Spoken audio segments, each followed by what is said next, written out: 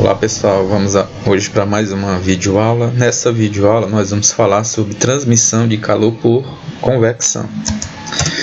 Os processos de troca de calor por convecção, eles ocorrem muito no dia a dia em sistemas onde ocorre refrigeração, como na geladeira, no freezer, no gelágua, ar-condicionado também. E ainda tem alguns fenômenos no dia a dia que são observados esse tipo de troca de calor, como nas brisas, tá? A brisa marinha e a brisa terrestre, entre outros fenômenos, tá? Então a gente vai detalhar um pouco. Então a convecção térmica, ele é uma espécie, é um tipo de propagação onde o calor ele propaga-se de que maneira? Normalmente a convecção térmica ela ocorre devido ao movimento, no caso das partículas, de uma região para outra devido à diferença de densidade entre partes frias e partes quentes. Então normalmente o que acontece? Normalmente as coisas mais frias, pessoal, elas tendem a ser mais densas, enquanto que as coisas mais quentes elas ficam mais leves, elas ficam menos densas. Então esse termo densidade, ele tem uma relação direta com o peso, tá? Então se eu pegar dois objetos de mesmo tamanho, tá? Eu pego um bloco de isopor e pego um bloco de ferro. O que é que a gente vai observar com esses dois blocos? Que o bloco de ferro ele é bem mais pesado do que o bloco de isopor. Então a gente pode afirmar isso de outra maneira. Eu posso dizer que o ferro é mais denso do que o isopor, tá? Por quê? Porque no caso o ferro ele concentra uma maior quantidade de massa para o mesmo volume, no caso comparando com o isopor, tá? Então ele vai ter o quê? Um peso maior.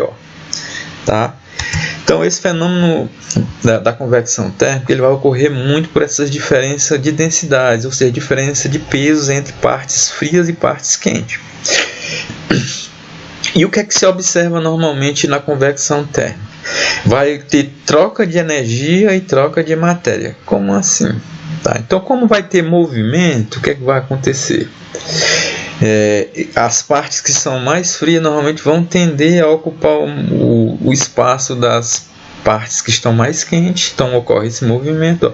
Então aí está havendo o transporte de matéria, a matéria está se deslocando de um local para o outro. E ao mesmo tempo está levando energia em forma de energia térmica. Esse processo de convecção térmica ele ocorre normalmente nos fluidos. Os fluidos são materiais onde as partículas elas têm facilidade de escoar, têm facilidade de se movimentar. E isso acontece muito onde? Nos materiais líquidos e nos materiais gasosos. Então ocorre nos líquidos e nos gases. Então quando você joga uma água, o que acontece com ela? Ela se espalha facilmente lá dentro do ambiente. Ela escoou, ela fluiu. E os gases também, os gases têm essa facilidade. Quando se joga um gás em determinado ambiente, ele se espalha por esse ambiente, porque ele tem essa fácil mobilidade, então ele é considerado também um fluido. E detalhe, embora os gases eles sejam alguns considerados isolantes, mas eles propiciam, né, a troca de calor por convecção térmica. E vamos fazer um exemplo aqui. Detalhe, esse processo de convecção térmica ele não ocorre no vácuo, então ele precisa de um meio material, ou líquido ou um meio gasoso, e também não ocorre nos materiais sólidos. Vamos ver agora um exemplo. Vamos ver aqui um exemplo da água no fogo, quando você coloca a água lá no fogo, né, para ela ser aquecida. O que é que a gente observa? Então aqui bem próximo da chama, o que acontece? Essa água ela vai ficar mais aquecida, ela vai ficar mais quente, enquanto que lá na parte superior a água vai ficar menos aquecida. Então digamos que aqui embaixo está mais quente e lá está um pouco fria. Então o que é que acontece? Essa água aqui que está mais fria, ela está mais densa, ela está mais pesada. E aqui está embaixo, ela está menos densa, está mais leve.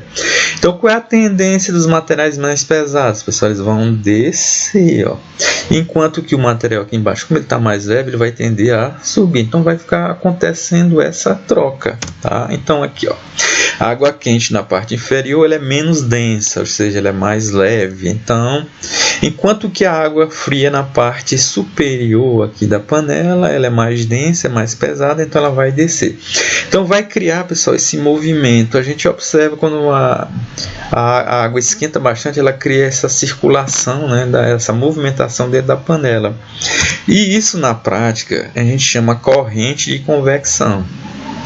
E isso acontece por causa dessas questões de água quente ser mais pesada e a água fria ser mais leve. E esse movimento nessa corrente de convecção, que é essa movimentação aqui, ó, ela faz com que depois a água fique totalmente aquecida, ela aqueça como um todo, tá? Vamos para outro exemplo, lá na geladeira. A gente observa essas geladeiras de duas portas, que normalmente o congelador fica onde? Na parte superior. Mas qual seria o motivo? Por que não se coloca ele lá embaixo? Tá? Então vamos analisar aqui. Ó. Então nas geladeiras de uma porta, o congelador deve ser colocado na parte superior da mesma. Então ele fica aqui em cima. Tá? Então o que é que acontece basicamente? Então aqui na parte de cima, a gente observa que é a parte mais fria da geladeira. Então o ar que fica aqui dentro da geladeira, ele está frio, então ele é mais pesado. Ele é mais denso. Então esse ar ali ele vai descer, tá? E o ar que está na parte inferior, como ele é mais leve, qual é a tendência? Ele vai subir. Então vai criar esse movimento, essa corrente de convecção. Depois esse ar que estava um pouquinho mais quente subiu, ele fica refrigerado, ele diminui a temperatura, ele fica mais frio, aí fica mais pesado, desce novamente, vai ficar fazendo sempre essa circulação. Então cria-se essa corrente de convecção que faz com que ocorra, né, a refrigeração aqui, principalmente na parte superior. A gente observa também algumas características na geladeira. As prateleiras, elas são vazadas, né, normalmente elas são de metal e ela tem uns vazios no meio. E esse vazio é essencial para que ocorra esse movimento, essa circulação. E a gente também, normalmente, a gente coloca cada alimento no seu lugar, né? A carne que a gente coloca, normalmente a gente coloca lá em cima. Por quê? Porque a carne é mais perecível, é mais fácil de estragar. Normalmente a parte inferior colocam-se as frutas. Digamos que elas têm uma resistência maior, ela aguenta um tempo maior para não se estragar, tá? Eu já vi algumas donas de casa que colocam as toalhazinhas lá para enfeitar a geladeira, mas ali é errado, porque ela está atrapalhando o rendimento, o funcionamento da geladeira. Por quê? Porque ela vai criar uma barreira, ao invés desse ar circular na parte interna, ele não vai ter esse caminho todo, então a geladeira vai ficar com funcionamento incorreto, vai ficar prejudicado o funcionamento. Outra coisa, em locais muito frios, o pessoal usa aquecedores. E onde é que se colocam os aquecedores? Eles normalmente são instalados na parte inferior do ambiente. Por quê? Porque no caso aí, ele vai aquecer o ar, né, que lá embaixo, então esse ar fica leve, e o leve é a tendência o quê? Subir, tá? Sobe, aí no caso esse ar quente, ele vai subir e ele vai também aquecer o ar que está lá em cima. E ainda tem um detalhe, o ar lá em cima ele vai estar um pouquinho mais frio, ele vai descer e vai ser aquecido embaixo e ele vai ficar fazendo essa troca. Se você colocasse esse aquecedor lá em cima, então ele aqueceria o ar lá em cima, esse ar quente ele não desceria, ele ficaria acumulado na parte superior. Tá? Então, os aparelhos, se vocês têm alguns, eles têm que ser colocados de forma correta para que eles funcionem corretamente. Então, eu vou deixar uma perguntinha aqui para vocês.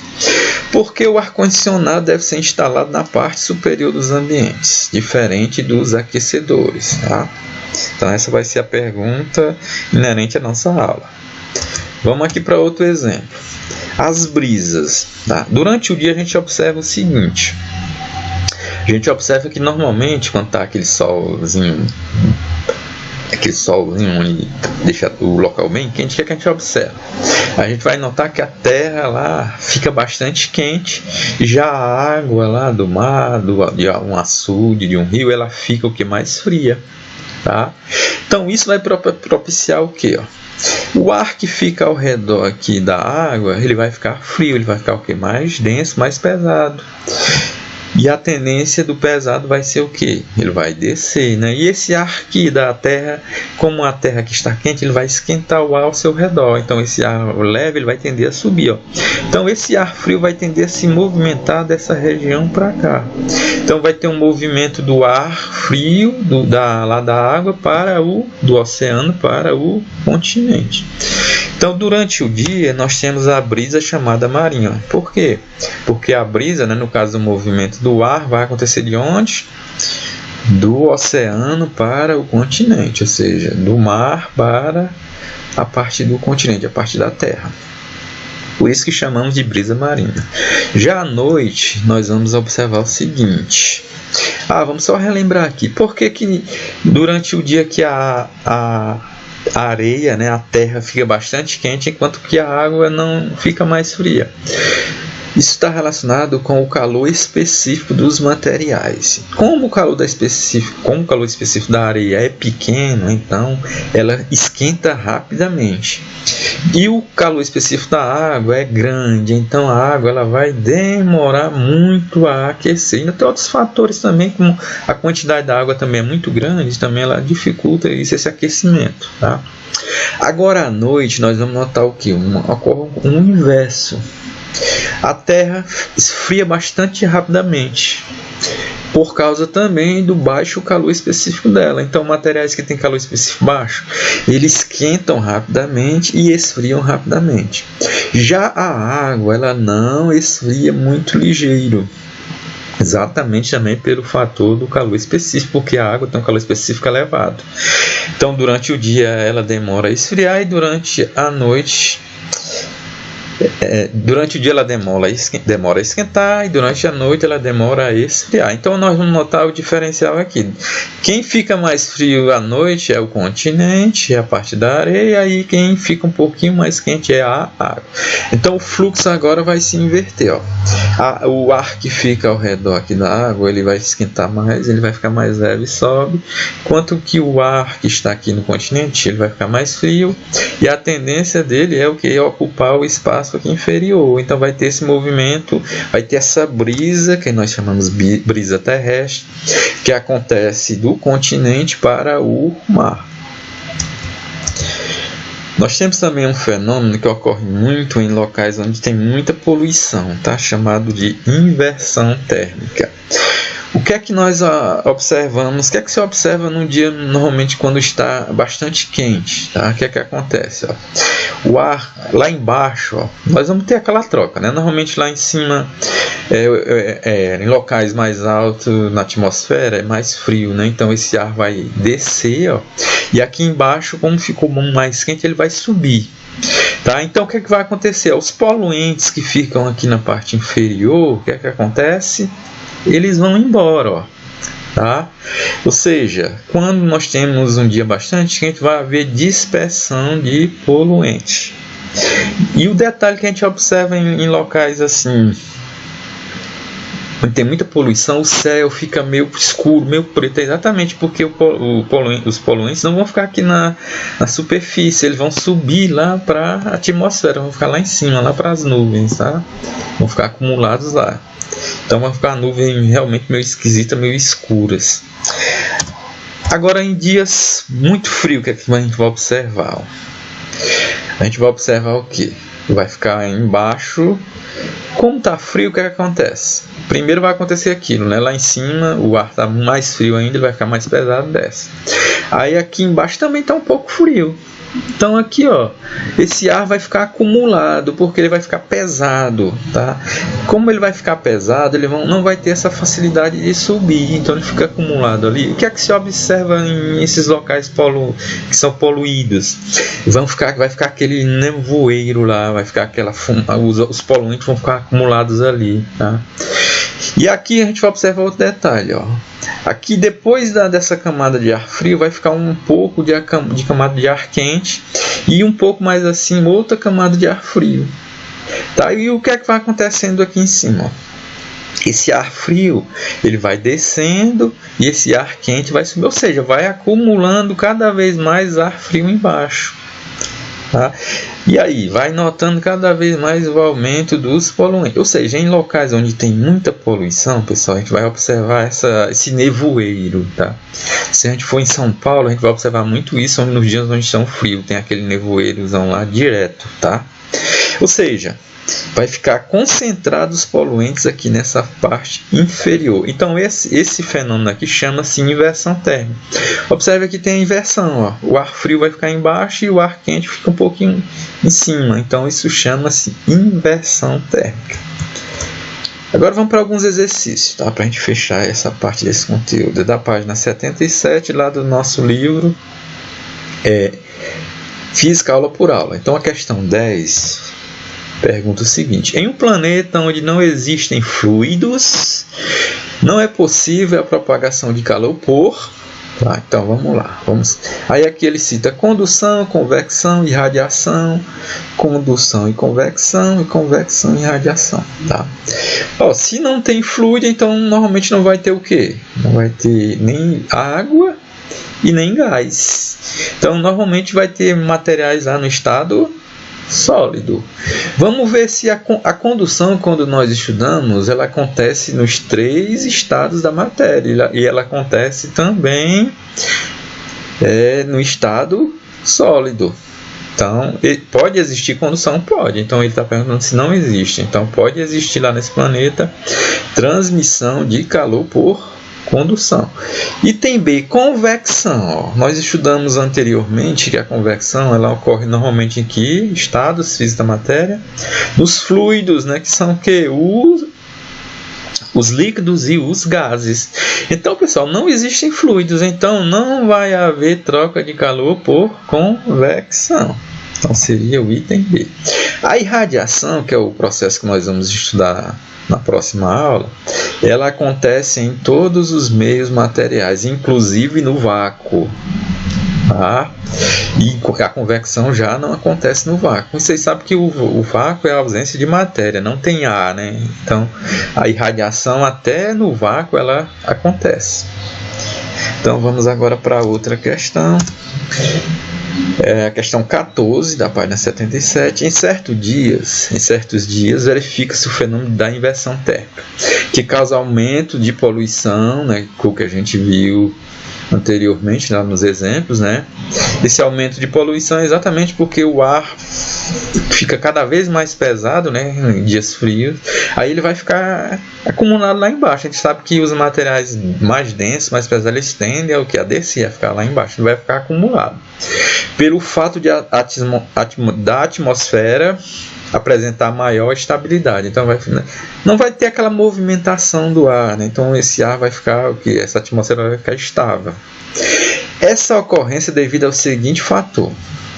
Vamos aqui para o item A. A temperatura das camadas inferiores do ar atmosférico permanece superior à das camadas superiores. A gente observou o contrário, não foi? Que a temperatura das camadas inferiores ela permanece menor do que a das camadas superiores.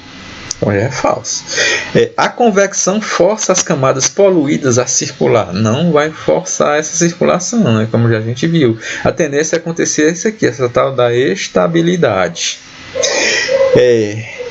Então, essa inversão térmica é devido à condutibilidade do ar diminuir. Na realidade é o seguinte, pessoal, o ar é um isolante térmico, então ele não é um bom condutor, então a condutibilidade do ar já é pequena. Tá? Então não é por isso, o ar já não é um bom condutor. D. A temperatura do ar torna-se homogênea? Não, ela não vai tornar-se homogênea, né? Porque também na parte superior ainda vai ter ar com a temperatura um pouco até maior, tá certo? E o item as camadas superiores do ar atmosférico têm temperatura superior à das camadas inferiores, né? É o tal da inversão térmica. Então, como nós falamos, normalmente o que acontece? A parte do inferior vai ficar os materiais o quê? Mais pesados, né? Em cima os materiais mais leves. Só que acontece uma circulação, né? Tá? Então vai acontecer o quê? O ar lá em cima normalmente vai estar mais pesado, ele vai descer, porque ele vai estar mais frio, né? E depois o que acontece? O que fica lá em cima esfria e desce novamente. Só que no caso da inversão térmica, as camadas de ar elas vão ter temperatura menor, né? Vão ter temperatura, no caso, maior do que a das camadas inferiores, né? O que a gente viu, né? Como é que acontece lá a inversão térmica? Vai ter uma parte onde vai ter uma concentração de ar, onde a temperatura ali vai ficar pequena. No meio vai ter uma concentração de ar com a temperatura maior, ou seja, com a temperatura superior. E mais acima a gente vai ter ar, né, com a temperatura mais fria, porque nós sabemos que em altitudes, quanto mais alto for o ambiente, mais frio ele vai ser. Tá? Então as camadas superiores da atmosfera, ela vai ter temperatura superior a do que a camada inferior. Então isso é que vai caracterizar a tal da inversão térmica. Tá? Então, pessoal, seria isso. Tá? Então, na próxima aula a gente continua o estudo da transmissão de calor por irradiação. Então, até a próxima.